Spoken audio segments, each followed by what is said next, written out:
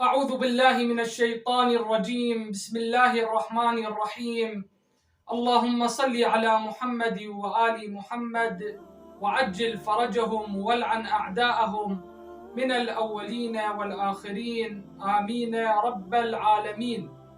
من المستحبات التي أكد عليها رسول الله صلى الله عليه وآله وسلم هو صيام أيام البيض، أيام البيض من كل شهر، ولها أجر كبير وفضل عظيم.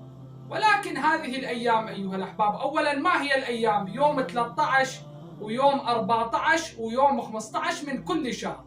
لكن هذه الأيام لها خصوصية في شهر رجب وفي شهر شعبان وفي شهر رمضان، لها خصوصية، يعني الأجر يتضاعف، الكرامات من الله سبحانه وتعالى تزداد لمن يواظب على هذه الأعمال المخصوصة في هذه الأيام المباركة. جعلنا الله وإياكم من العاملين بها.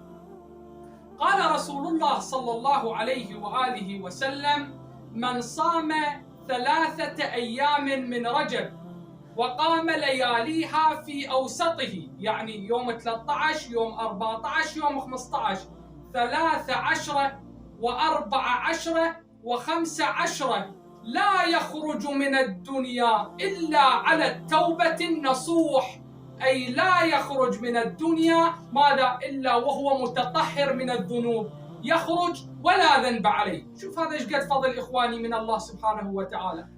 وعن الإمام الصادق عليه أفضل الصلاة والسلام، تنبه لي لهاي الرواية وشوف مدى خطورتها: من صام الأيام البيض من رجب كتب الله له بكل يوم صيام سنة، بكل يوم من أيام البيض صيام ايش قد سنة، قيامها أي بالعبادة، ووقف يوم القيامة موقف الآدميين. إخواني، يوم القيامة يوم تذهل كل مرضعة عما أرضعت، يوم عصيب، يوم صعب.